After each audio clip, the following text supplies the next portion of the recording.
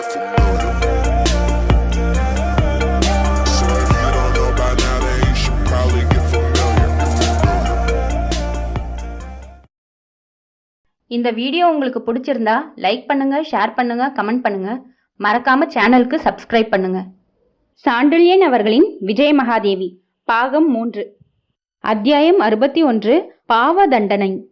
மயில் மாளிகையில் மகேசிகளுடனும் ராணி சுடர்விழியுடனும் மகிழ்ச்சியுடன் இரவை கழிக்கும் நோக்கத்துடன் அம்மாளிகையில் புகுந்த சமயத்தில் ஜேட்டதிசன் அப்படியொரு விபரீத செய்தியை கொண்டு வந்தது சிங்கள மன்னன் மனதை அடியோடு கலக்கிவிட்டதால் சிறிது நேரம் மௌனமே சாதித்த அவன், நான் அரியணை அமர காலம் வரவில்லை என்று உணர்ச்சிகள் குலைந்த நிலையில் பேசினான்.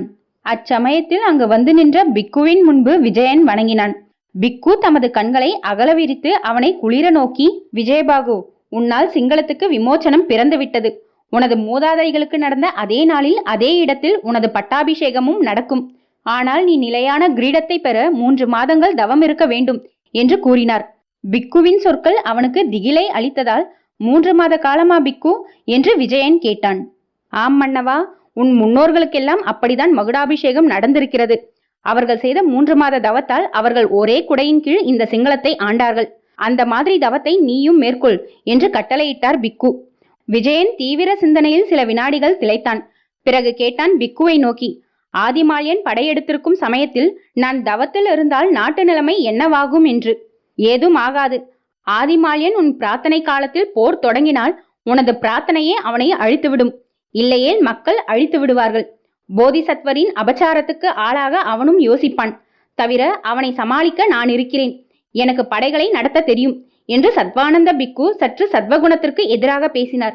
முடிவில் விஜயபாகு 3 மாத காலம் அனுராதபுரத்தில் தங்க ஒப்புக்கொண்டான். அங்கு மகுடாபிஷேக ஏற்பாடுகளை செய்ய தனது அதிகாரிகளை நியமித்து அனுராதபுரத்தின் தாகாபாக்களில் தவம் செய்ய தீர்மானித்தான்.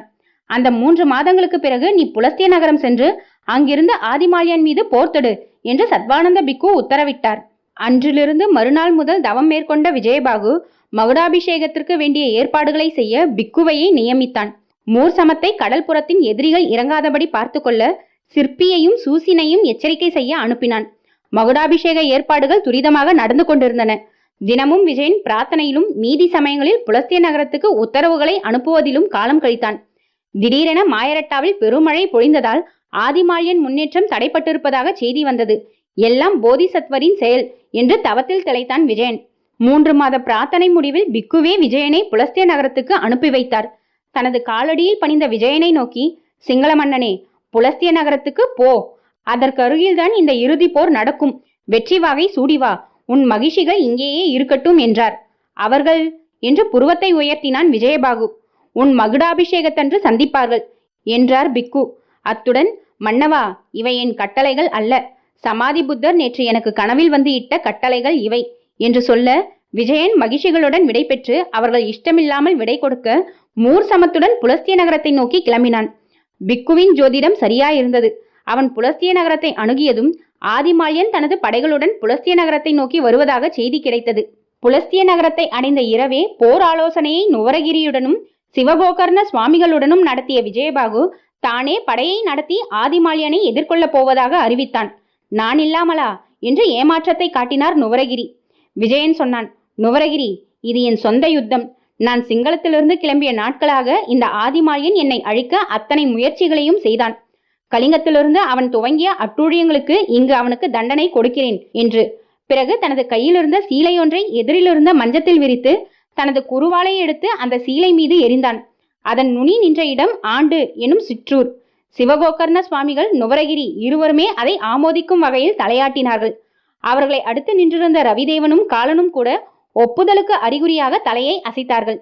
சிவகோகர்ண சுவாமிகளுக்கு பின்புறத்தில் நின்ற தர்மர் முதலிய 4வரும், எங்களுக்கு இதில் வேலை ஏதும் இல்லையா என்று வெறுப்புடன் சீலையை பார்த்தார்கள். விஜயன் ஒவ்வொருவர் உள்ளத்திலும் ஓடிய எண்ணங்களை புரிந்து கொண்டு புன்னகை செய்து, துறவிகளே, இப்போது நான் புரிய போவது போரல்ல, ஆதிமால்யனுக்கு கொடுக்கும் தண்டனை. அதனால்தான் ஆண்டுவின் சமவெளியில் எதிரியை சந்திக்க திட்டமிட்டேன். நுவரகிரி, நாளைக்கு காலையில் இங்குள்ள படைகளில் ஒரு பகுதி புறப்படட்டும். மூர் சமத்தும் ரவிதேவனும் காலனும் என்னுடன் வந்தால் போதும் என்று கூறினான்.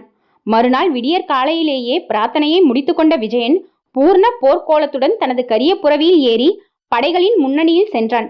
தன்னை பின்பற்றிய புரவி படையுடனும் 2000 காலாட் படையுடனும் எங்கும் தங்காமல் பயணம் செய்து முற்பகலிலேயே ஆண்டு கிராமத்துக்கு வந்துவிட்ட விஜயன் எதிரியின் படைநிலையை அறிய முன்னோடிகளை அனுப்பினான். விஜயனுடைய ஒவ்வொரு நடவடிக்கையையும் முன்பே அறிந்திருந்த ஆதிமால்யன் தனது படைகளை அர்த்த சக்கர வியூகமாக வகுத்து ஆண்டு சமவெளியில் நிறுத்தி இருந்தான். 5000 புரவி வீரரும் 5000 காலாட்படையும் கொண்ட அந்த படை எந்த சமயத்திலும் முன்னேற சித்தமாய் இருந்தது. அவர்களில் வில்லவர் பலரும் அரை சக்கர வியூகத்தின் நடுவில் நிறுத்தப்பட்டிருந்தனர். படைகளுக்கு நட்ட நடுவில் ஆதிமால்யன் தனது பெரும் புரவியில் அமர்ந்திருந்தான் உருவிய வாளுடன். இந்த நிலவரங்களை முன்னோடிகள் மூலம் முன்னதாகவே அறிந்து கொண்ட விஜயன், மூர்சமத், என்னை தொடர்ந்து வா. ரவிதேவனும் காலனும் 2 பிரிவுகளை கொண்ட அரை சக்கர வியூகத்தின் 2 பகுதிகளில் பாய்ந்து அந்த வியூகத்தின் ரக்கைகளை முறித்து விடட்டும். நான் ஒரு பிரிவுடன் நேரில் ஆதிமல்லனை நோக்கி செல்கிறேன். அவனை தனித்து போராட மூர்சமத்தின் வீரர்கள் எனக்கு வசதி செய்து கொடுக்கட்டும் என்று தனது போர் முறையை விளக்கினான். அவன் திட்டப்படி சமவெளியில் புகுந்ததும் அவன் படை 3ஆக பிரிந்து வாயு வேகத்தில் புறவைகள் பாய்ந்து சென்றன. புயலை போல் பாய்ந்து 3ஆக பிரிந்த படைகளை சந்திக்க தனது படைகளுக்கு வாளை தூக்கி சைகை செய்த ஆதிமல்லன் விஜயனை சந்திக்க தனது புறவியில் விரைந்தான். அவன் கஷ்டமில்லாமல் விஜயனை அணுக வழிவிட்ட மூர்சமத் திடீரென்று தனது படைப்பிரிவை கொண்டு எதிரிகளின் படைகளை வளைத்து போராடிய வண்ணம் விஜயனும் ஆதிமல்லனும் தனித்து சந்திக்க வசதி செய்தான். விஜயனும் தனது மெல்லிய நீண்ட வாளை நாற்புறமும் சுழற்றி பலரை மாய்த்த வண்ணம் எதிரியை அணுகினான். பகல் நேரத்திற்குள் ரவிதேவனால் துண்டிக்கப்பட்ட அரை சக்கர வியூக ரக்கைகளால் போரின் உக்ரம் பக்க பகுதிகளுக்கு போய்விட்டது. 2 மூலைகளிலும் பிரிந்த படைகள் போரிட்டன. தனது கேடயத்தால் எதிரி வேல்களையும் வாளிகளையும் தடுத்து கொண்டு ஆதிமல்லனை அணுகிவிட்ட விஜயன், ஆதிமல்லா, இந்த நாட்டு மன்னன் என்ற முறையில் உன்னை தண்டிக்க வந்திருக்கிறேன். வீரனாக போரிட்டு வீர சொர்க்கம் போ என்று கூறி தனது வாளை ஓங்கினான். ஆதிமல்லனும் தனது வாளால் விஜயன் வாளை தடுத்தான். சுற்றிலும் வந்த வீரர்களை மூர்சமத் தடுக்க இருவருக்கும் இடையில் கடுமையான போர் நடந்தது. விரோதத்தாலும் வெறியாலும் வேகமாக போராடிய ஆதிமல்லனை நிதானமாக தனது வாழ்வீச்சால் தடுத்து சிறிது நேரம் போராடிய விஜயன் மாலை நெருங்குவதைக் கண்டு வேகத்தை காட்டினான்.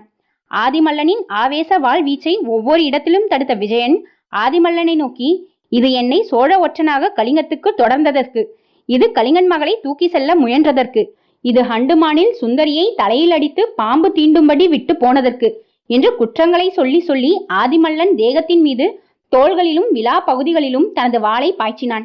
இத்தனைக்கும் உன்னை மன்னித்து பல வழிகளில் காப்பாற்றினேன். நான் வந்த மரக்கலத்தையே உனக்களித்தேன்.